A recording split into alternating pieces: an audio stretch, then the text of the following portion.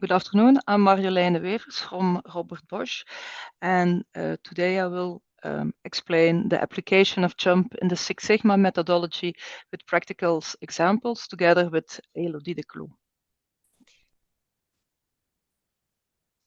I'm part of the Bosch Group. The Bosch Group everyone knows. Everyone knows the dishwashers, the drills, the battery packs, but not everyone knows that Bosch also has mobility aftermarket and wiper systems. And I'm a part of the wiper systems. I work in Tienen in Belgium, and we make wiper blades.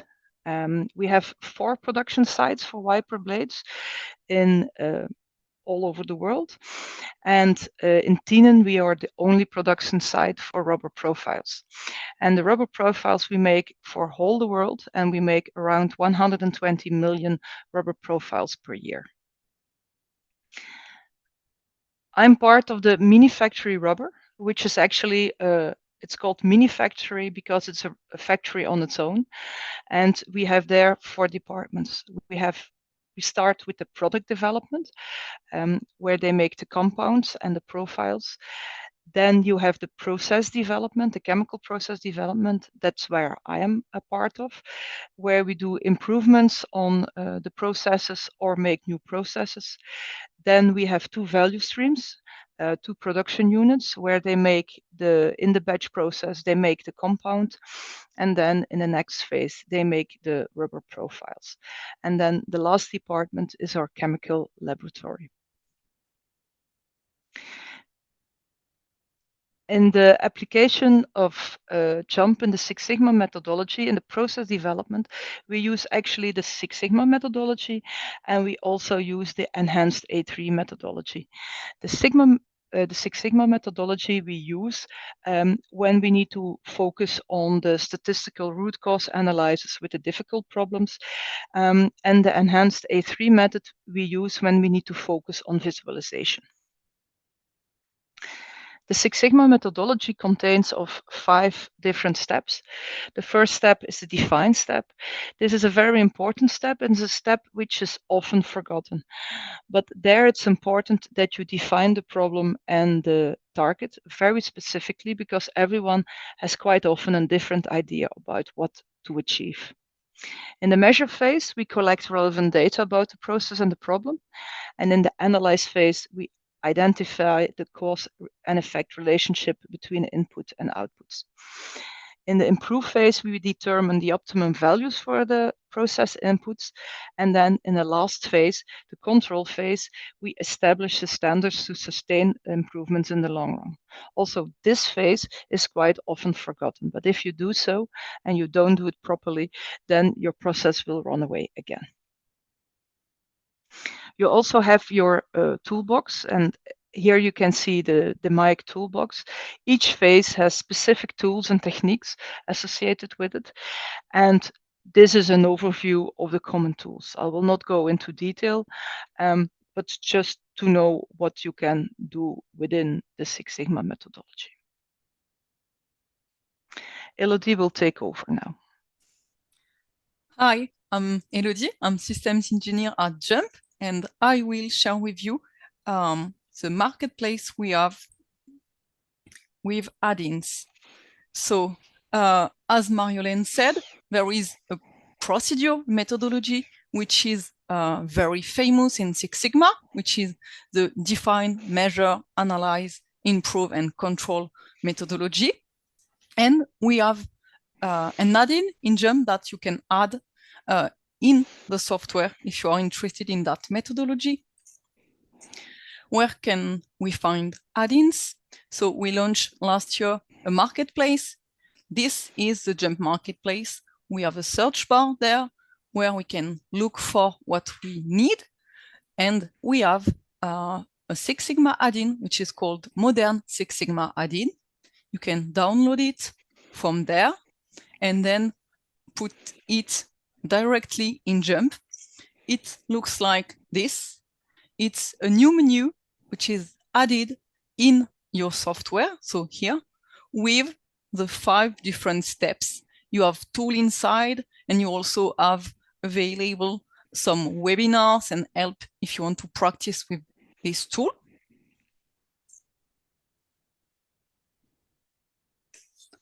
And then I will turn things to Marjolaine.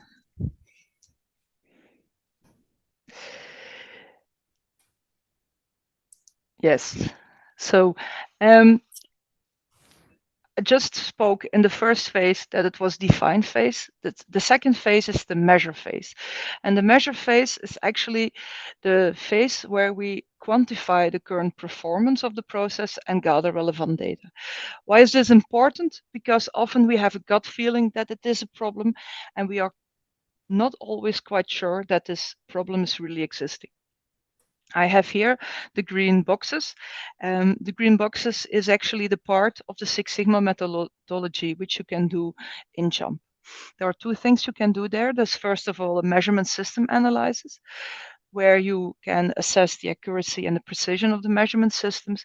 And the second part is actually of the measurement phase is the descriptive statistics, where you need to summarize the data using the mean, the median, the mode, whatever you need for your application. I will now give a small example of an equivalence test of the mean between an old and a new measurement of about a TOST, a two one-sided test approach.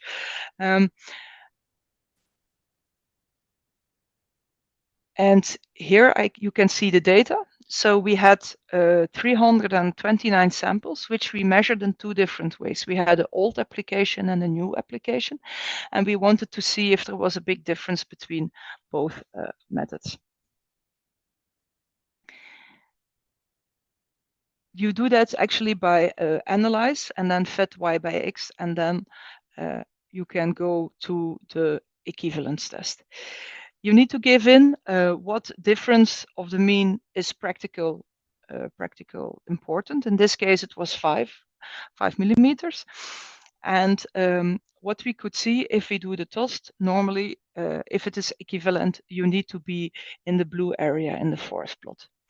In this case, we were not in the blue area, we were in the red area, and that was because the actual difference in the mean was 10 millimeters. So therefore, we needed to conclude actually that our old and new application measurement system data was not the same, and that we needed to do some extra steps.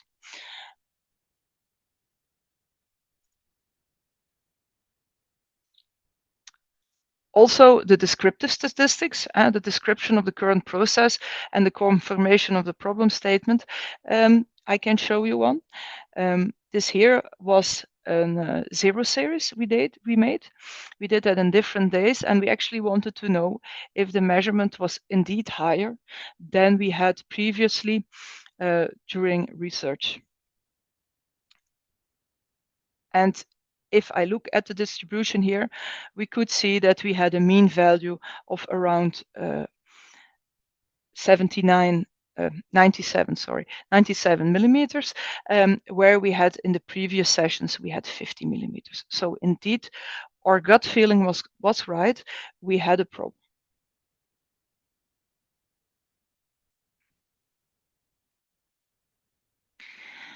Then the third phase, that's the analyze phase, which is to identify the root causes of defects or performance issues. The first thing we always do is that we identify the root causes. And that we do that by using an Ishikawa or 5Y or fishbone diagram, but that's always the base.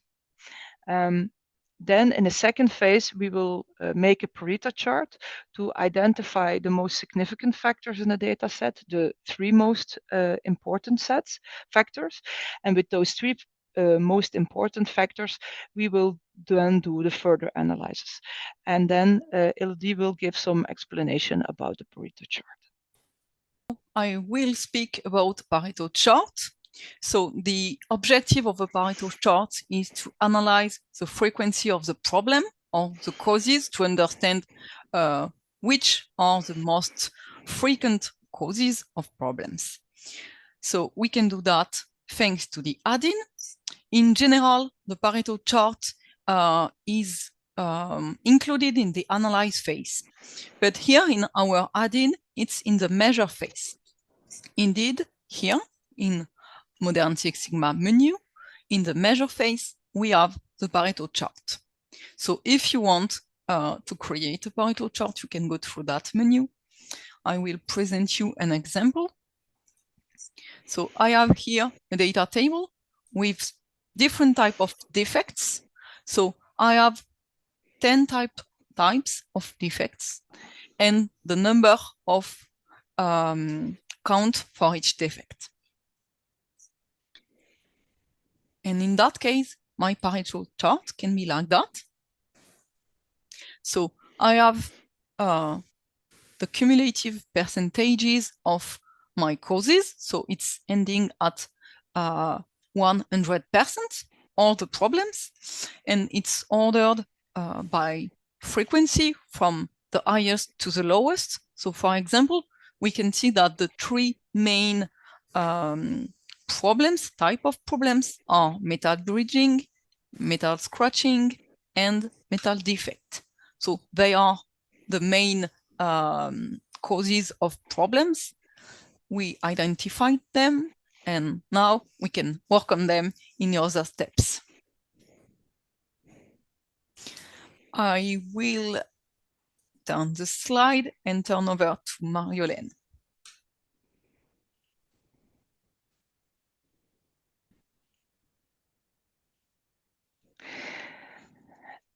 Another part of the analyze phase is the regression analysis, where we want to analyze the relationship between the different variables and also the hypothesis testing, where we test the assumptions and theories using statistical methods. Also from this one, I have an example. First of all, we have here the same data from last time, the measurements from the 0 series, and we had the feeling that there was a day-to-day variation in the measurement. So the first thing what we did was actually to go to the graph builder and check our measurement versus date. And in an histogram here, you can choose in the graph builder in your control panel the ones you want, but we have taken here the box plots. And already clear from the block spots, we could see that there is a difference in the different dates. We wanted to be sure, so we did a hypothesis testing. The hypothesis testing, we did a one-way analysis, an ANOVA, and you do that also in the fit y by x, and then you can choose here means ANOVA, and then analysis of means methods. If you look here already in the data, you can see the diamonds, and the diamonds are not overlapping.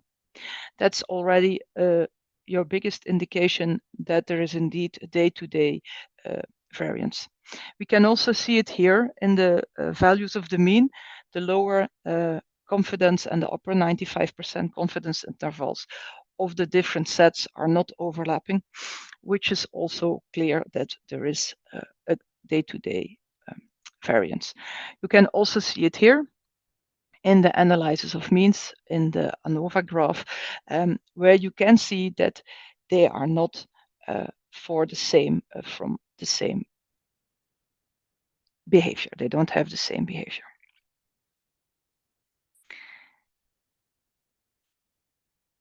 The fourth phase is the improvement phase, where we develop and implement the solutions to address the root causes and improve the process. Of course, first of all, you start with the brainstorming to get some ideas. This cannot be done in JMP, but then the second part will be a design of experiments. We often use the custom design of experiments, and we plan and conduct experiments to identify the factors influencing the outcomes. We use quite often the custom design, and this has the reason actually that we want to do so because with the custom design you can also use hard to change factors. And for us in production, this is very important. As soon as we have the information about the DOE, we go actually to the trial implementation of a part of the proposed solution on a reduced scale to check if our model is working correctly. I have here an explanation about actually a compounding study, which we do with the DOE. And in the past, before 2018, we did it in a one factor at a time method. It took us 20 weeks, 360 compounds, and we had a very high cost and quite often no success. And after 2018, we started with an optimal design, an optimal design response surface model. We can do that one in 2 weeks. It costs us 36 compounds, and our model can predict the optimal compound. So yeah, we have 10% of labor consumption and lead time in comparison to an OFAT approach, and we have more information than we had in the past. I'm going to this model. So here you can see that we have a model with 10 output factors. These output factors are actually physical properties, which can determine the functional behavior of this wiper. We have the 5 input factors. Our 5 input factors are actually our components of our compound. And then you can also see a bottlenecking factor, and that has to do with the fact that we can only do 9 tests in a day.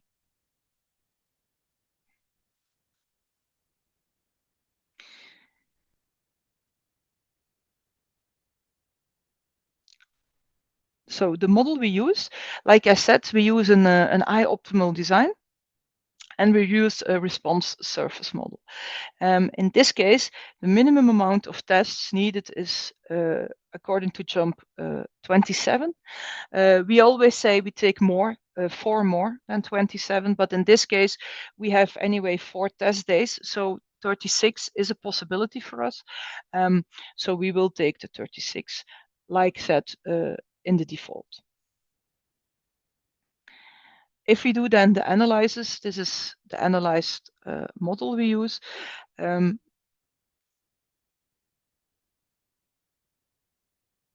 me move that one a little bit. So you have here the effect summary. You can see that all p-values are nicely below 0.05. This is an output. If we look at the output, you can see that the actual by predicted plot is very small. It's a straight line like we expect, but also here you can see that the red bars are very, very small. We can also see that in the summary of fit, we will always look at an R-square adjusted.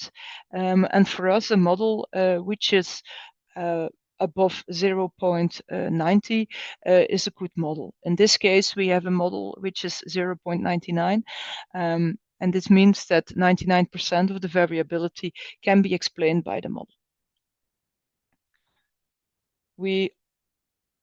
If we analyze this kind of model with 10 outputs and 5 inputs, for us, it's very important that we can have in the prediction profiler put in the desirability functions so that we can maximize the desirability and that we can see the optimum compound here.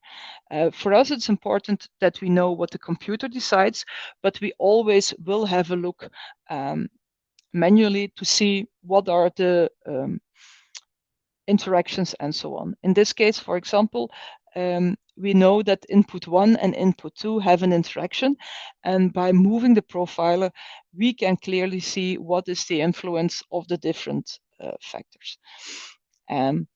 You see here also in the outputs, you have very small confidence intervals here for certain outputs, which have a very good R-square adjusted.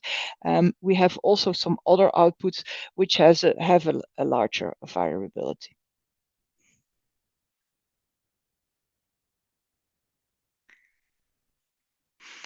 Then if you go to the last phase, so the control phase, here in the control phase, we need to ensure that the improvements are sustained over time and that the process remains stable and controlled.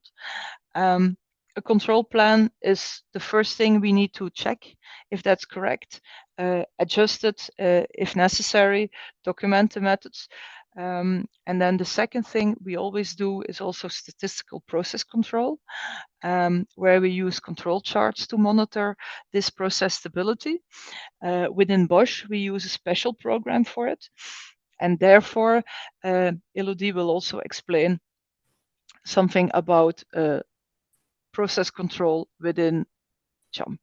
I will share how we can do control charts in the add-in. So as we said, the control phase is very important and the last phase of this Six Sigma methodology. And from the menu, it's available in the last phase, control here. So there are a lot of choices to do control charts.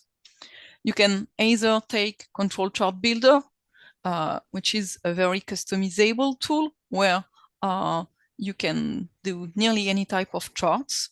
Otherwise, if you want a specific type of chart, you can select one of the other options. I will present you an example on data and we will do a control chart. So here, the data are a bit funny and fictitious. It's about pickles. So we are measuring the acidity of the pickles.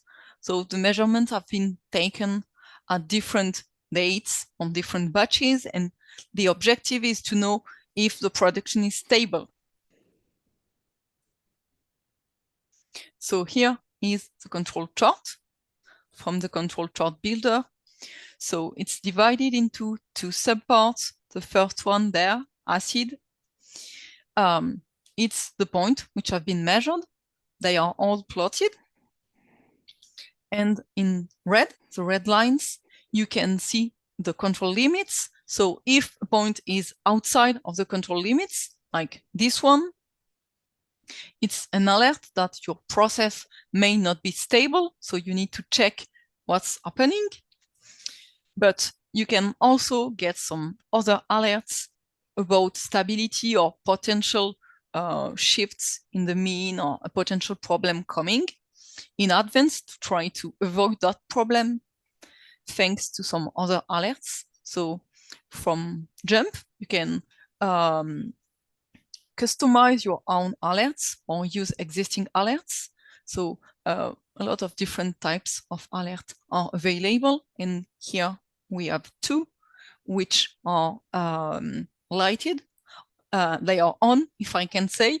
So this one, for example, it's number 5. So you can have the meaning by hovering your mouse on the point. It's meaning that 2 over the 3 last points are beyond 2 sigma after the mean. So that may be a sign of a problem. So you can be alerted and then check if it's a problem or not and avoid a potential problem. And same, this is another type of alert, which is saying that you might have a shift on your process. So maybe it's not stable, or you can at least check.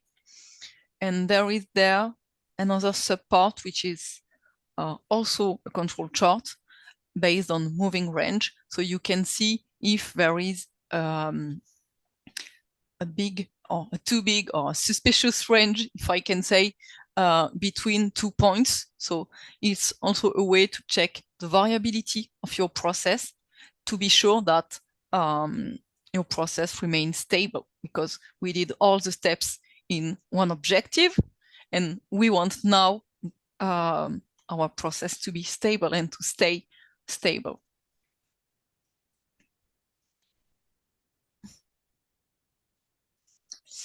And now it's the end of our presentation. So if you have questions,